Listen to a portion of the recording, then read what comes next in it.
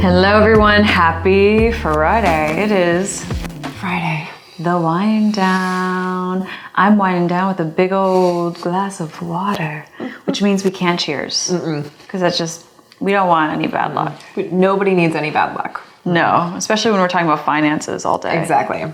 Exactly. We don't want to bring bad luck to this world, I feel like. No. Just all the good luck. All the good luck. All the good luck. What are you drinking? So I can live vicariously through you. I am drinking a red wine in case you can't see with your eyes. It is red, yes it is. Indeed it is. From Bordeaux. It is a Chateau Haut Péridras. Yeah, I definitely don't speak French. So you can tell me in the comments if how badly I butchered that. If you could just spell it out phonetically for us, That would be great. we would really appreciate it. I was doing karaoke last weekend. Yeah, you with were. some friends, and Lady Marmalade came on, and which Hey, that's not an easy sing. it's not. It definitely didn't sound great, but it is so funny to see the French spelled out for the Voulez-vous coucher avec moi ce soir, because it is. Again, I don't speak French. I don't read French. Right. I can make out a menu in French sometimes, Sure. but like, there's a reason I took Spanish in high school. It was like, it's phonetic. Right. Yes, totally. But to see it spelled out, and you're just like, what? oh, that threw me off, even though I know the words. That doesn't translate in my brain. Yeah. Totally.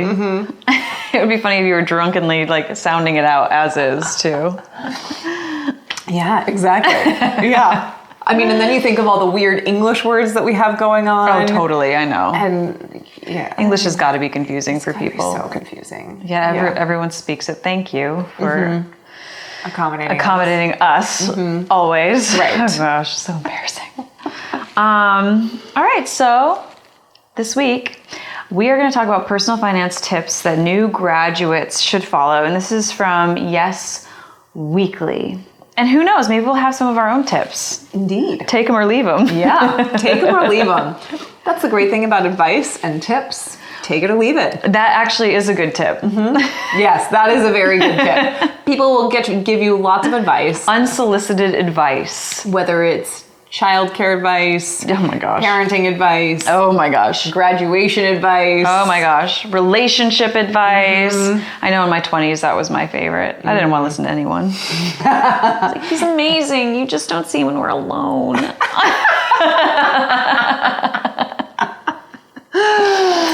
Yeah, cut to 15 years later and you're like, oh no. Cut to 15 years later and you're really happy that did not work out. Yes. You're like, what I thought was unsolicited advice was actually really good advice. Yeah, but sometimes you have to learn things for yourself. yeah, sometimes The you hard have to way. live and learn. Live through it to learn. It's very true. Okay, but when it comes to personal finance tips that graduates should follow, there is balancing savings and debt, which often feels like two competing goals in general, I think. But yeah, so I thought this was interesting because it kind of ties back into one of the articles we covered before about paying off your mortgage early, Right. or for retirement. Yeah. And how leveraging interest rates, right? So say your debt has a high interest rate, maybe consider putting your money into a high interest rate investment, right? An account. So it sort of counterbalances what you're losing, because then your gain will be higher as well, right? Yeah. And I think I think balancing that out, and then also one of the things they point out in this article too, which I think is super important, is to start automatic savings. So automatic retirement savings, Right. especially if you get a job out of college that has a 401k and has a 401k match. Sign up for that as quickly as you can. You have to know how lucky you are to get that. Yeah. Yeah, it's a really good thing. And maybe you can't afford at that time to do the full match amount. Try to if you can. But if you can't, no judgment. I definitely was not able to do that for many, many years. Right. But just start saving, because as we've talked about so many times, Yeah.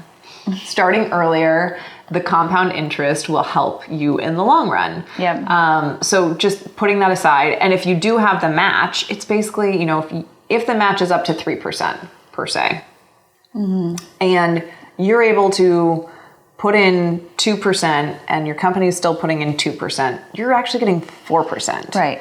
So that's great. Right. If you can do 3% and then the company's putting in 3%, you're getting 6%. I mean, it's incredible, right? It's incredible. You're leaving money on the table. That's what somebody told me when they found out I wasn't contributing to my 401k. I had a similar conversation with someone as well. And they're like, Yeah, you're like literally leaving free money on the table. And I was like, what? And then now I know. I know it hurts later when you sort of understand. Yeah, I think like truly one of my biggest regrets of entering my adulthood and professional life was the fact that I got a 401k through work at a very young age, and I didn't even know. I didn't even know. It was set up through the employer. I had it for years. I didn't even understand how it worked. I just knew it was there. So it was doing its thing, but I was not contributing. I automatically was contributing a very small amount. Right.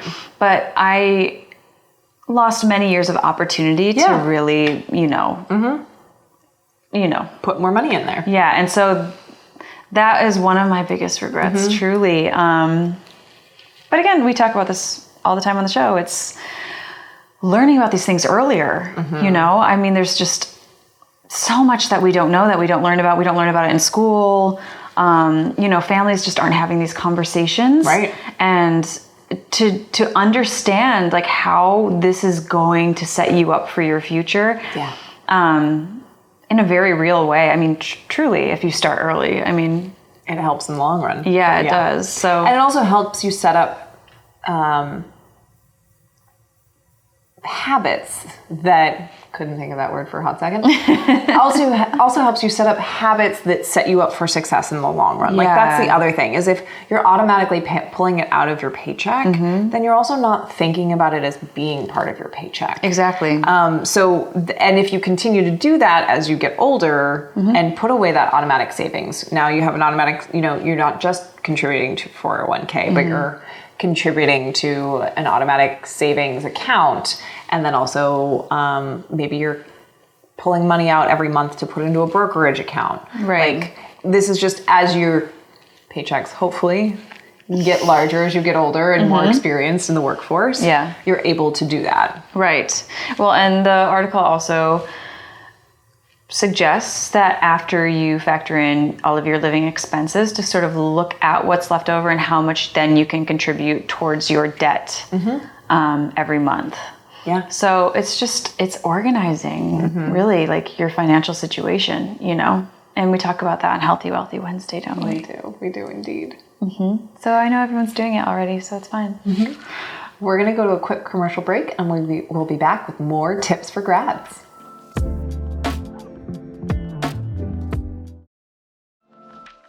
Welcome back, everyone. Don't you worry, we've got some more financial tips for grads right here on the show. We do. Well, we drink some wine and water. Yeah. Hey. We're responsible adults around here. Water and wine. Yeah, isn't it like for every drink you should have a glass of water? Yes. I think that's a good tip for grads especially. I could have used that tip. I guess. I should have used that tip. It's true. Yeah, I think it didn't affect my body as much as maybe it does now. True. I think once you hit 30 and you're like, oh no, that hangover is real. Yeah, and then you start sort of including the water like without even realizing it, because you're like, oh, I know I need this. Sad truth. Such a sad truth. Just keep it in mind for as time goes on. Yeah. The water is there waiting for you. It's gonna help. It's gonna help you get by. All right, so next tip is avoid lifestyle creep. When I first read that, I was like, oh, what? What? But yeah, so oftentimes when you're in college, you're a bit more frugal because you don't have any sort of extra money to be spending. Right. And then you enter the workforce and you start seeing that money coming in. So you start changing those spending habits. Right. And you find that you don't have that extra money to put towards savings or this or this or this. So basically what this is saying is try and maintain some of those healthier, more frugal spending habits. It doesn't mean like you can't do anything. Right. Yeah. Yes. And then they like do highlight that, you know. It's like enjoy your life. Enjoy your life. Enjoy your hard work. Yes. But try not to go to the extreme. Right. Of, you know, if you do need to purchase a car out of college because it's for your job, like, do you need to buy the BMW or could you get the Camry? Totally. You know? And again, this is like another example of something that is one of my bigger regrets. Can't wait to hear this story. Well, it's, you know, I'd be in a show or something, you know, and you're working on Broadway and you're feeling pretty good about yourself and you're like, oh yeah, I've got this great job. And so then I'd be like, I need a great apartment, you know? And I didn't always need that apartment. You know what I mean? And so a lot of my money was going towards like living costs that were just unnecessary at that point in my life. I didn't need that to that extreme. It was just, so that to me, I really, really wish I was more mindful about putting that money aside and, you know, saving it for future endeavors when you really do need it, you know. I had something similar. I had actually gotten the advice. I'd gotten this advice when I graduated, when I got out of school, that it was, you know, save your money now because you'll regret it later. And, you know, enjoy your life, but don't spend all your money on clothes and shoes, is what this person specifically told me. And unfortunately, I spent all my money on clothes and shoes and handbags and sunglasses. I got really into sunglasses for a hot minute. Now, I will say I worked in retail, so it's really hard not to, stay current with the... Right, it's part of what you do, right? It was part of what we did. I got a great discount, which also right in front made of it. you. And you see it every single day. And like the first day you're like, oh, that's a cute top. Super cute, but like out of my price range. Goes on sale. Second day you're like, oh, that's really cute. But like still, okay. And then like the third day you're like, oh, but that person's like, oh, I really need, you know, and eventually you're just like, yeah, you buy it. There's time to be And convinced. you're like, oh, well, it's X% off because of my discount. So it's like, it's on sale. You're right. Didn't need it. I know. It's so funny the things that you feel like you need. There is something to be said for, we always talk about how we should be living in the moment, bring it back to the moment, right? Like as a wellness practice, right? Live in the moment. You really do when you're in your 20s. Yes. Live in the moment, but consider your future a little bit as well. And I think it's one of those things that as I've gotten older, I have been more cognizant of like buying things that last longer. Totally. That will last more than a season, will last more than, you know, a year or two. My husband says, buy cheap, buy twice. Yeah, exactly. Exactly. And with certain things, I mean, I'll hand it to him. Yeah. He has a point. And even, it might not be cheap, but it might not be like, it might be so specific to what's in fashion that month or that season that you like can't wear it again next year. Right. And so I think that is something that I'm super cognizant about, is like just being more about the basics and like peppering in the fun, but like having, you know, I don't spend that much on clothes anymore. At least definitely not compared to what I used to. See, you can learn from our mistakes. That's what we're here for. Though I will say my shoe closet is still fabulous. Well, that's the thing about shoes is like your feet typically stay the same size. I mean, right? So like, I mean, your shoes can just live on and on and on. I mean, I have shoes from like back in the day still. You get a nice pair of shoes, treat them well. Yeah. Get them fixed. We're not saying go out and buy, you know, a bunch of Manila Blahniks. Right. Yeah. But, you know, treat yourself once in a while if it's in your budget. Yeah. Yes. You can still have fun. Oh yes, this is important. And I feel like I know a lot of people who have skipped out on this and it's not worked out for them, but make sure you have health insurance. Yes. Hopefully you'll get it through work. Yes. I mean, that is ideal, isn't it? But if not, a lot of people are like, well, just, I'll be fine. I'm healthy. I'm young. healthy. Yeah. Like, nothing's going to happen. Right. But like, you don't know. You know, you just don't know. And as we talked about earlier in the week, there's over 100 million Americans who have medical debt. Yeah. And it's significant medical debt. And if you don't have coverage and like you have to go to the hospital for something, like say, you know, you get in an accident. Right. Knock on wood. Yeah. And it's something major, you know what I mean? Like there's broken bones involved and like you need to have surgery done. And these are huge costs. Huge if you don't have any coverage. Yeah. So that would be like, that would take a while to get on top of. I mean, even if you have to go to the emergency room for something a little bit like you're just really sick and can't wait to get in to see your doctor, that cost to an emergency room visit is like astronomical compared to going to an urgent care or going to your doctor. But sometimes you can't wait. An ambulance is so expensive. Ambulance is hard pass. Yes, it's really bad.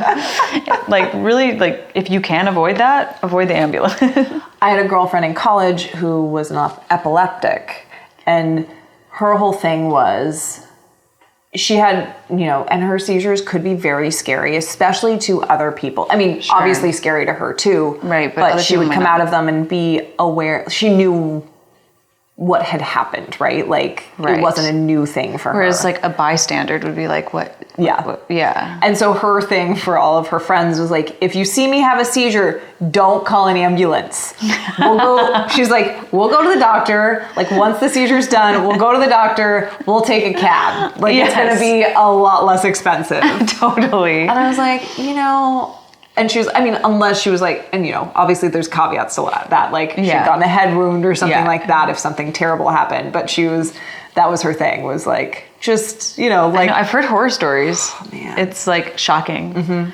Yeah. And you think like cabs in New York City are expensive? No. No. All right. We're going to take a quick commercial break, but we will be right back.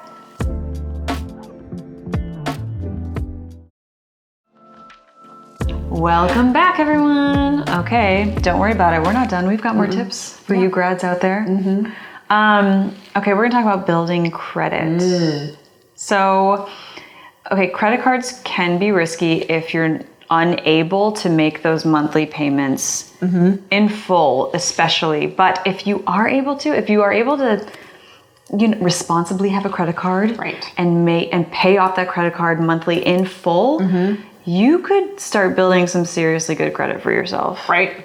And I'm telling you, you're going to want that when you're purchasing a home someday. It's true. Because you want the best interest rate possible. And you might not care about that right now, but your older self does. You hear me? Yes, your older self will thank you for sure. Yes. But it does come back to, and I think actually this was my mentality when I got out of school. I was very scared about credit card debt. I was too. And I think it's because I had older friends who'd had issues with it, and like heard these horror stories of like college kids getting credit cards, then like racking up $10,000 in credit card debt. Totally. And either having to pay it off themselves or their parents helping to pay them, and then like a combination of the two, and it just being a terrible situation. Right. So I only ever really used my debit card until I was like, I don't know, probably a lot longer than I should have been. And then I realized that I actually needed to grow my credit by opening up a credit card. But I was always very cognizant of paying it off in full. Right, that fear, you kept that. It's good to be a little scared. And I basically treated it like a debit card, except I had to make sure I made the payments, right? Yeah. So yeah, I mean, that fear is like, and it's still in me, like, I'm not gonna lie, like, I know. I'm not like a huge credit card fan. No. I don't have a ton of them. Like some people have a lot of credit cards. Yes, they do.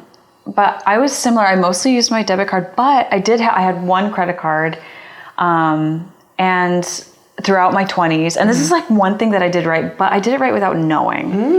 And it was fear-based. So I would use it because I understood there were points involved, but I was very quick to pay it off. There you go. Right? And I'm going to tell you, like, I did a lot of things wrong. So I'm not going to, like... She had a lot of learning opportunities. I had a lot of learning opportunities. We're reframing that. Yes, okay. I like that.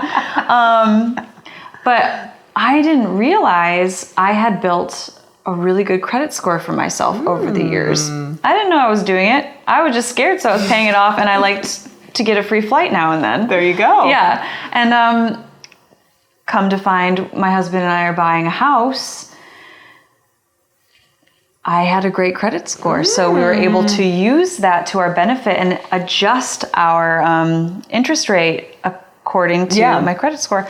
And I really helped us out with that. And I was very impressed with myself, even though it was completely not intentional in any way whatsoever. Well, that's great. Yeah, it was something I did right on accident. But so and honestly, it's not that hard to do. Right. If you think of it like your debit card, the only thing is there's an extra step involved. So you just cannot forget. So like setting a reminder in your phone or something.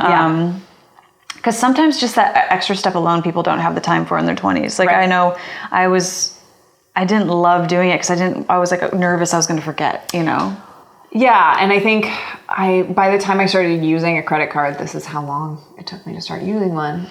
Like there was a banking app. So I was using my banking app. So it was really easy to pay it off every month because I wouldn't have to write a check extra. It was just that easy. It's a lot easier now than it was back in the day. Exactly. Yep. But yeah, so there's a lot that we've learned. Lived and learned. Oh, geez. Do you have any non-financially related tips for new grads? Oh my gosh. Oh, see, I'm always like a little like, I don't know. I never like giving unsolicited advice. Do you know what I mean? Mm-hmm. And most of my mistakes, what did you call it? Learning opportunities. Most of the learning opportunities that I did not take advantage of had to honestly do with finances, which is funny because that's what our whole show's about. But there you go. You're learning about it. Yeah, I mean, it really does. I mean, when it comes down to, I built my credit score unknowingly. I did it. I had a 401k. I wasn't contributing to it the way I could have and should have.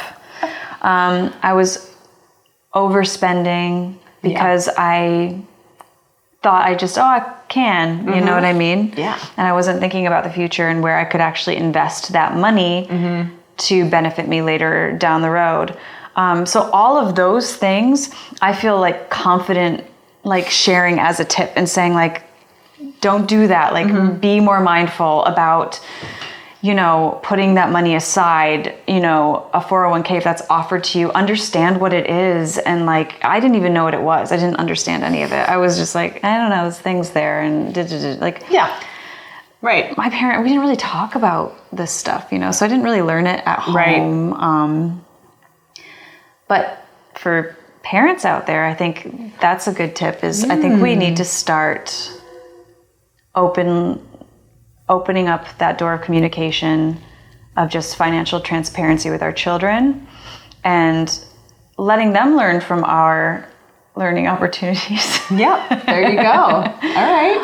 That we might have missed out on and helping them set themselves up for their future. I think it's so important because I think there's been a generational, we're evolving in a sense with finance. I think so too. Feeling comfortable talking about what's really happening within the household. Yeah. I don't know. What do you do? What do you have tips on? Do you have tips outside of finance?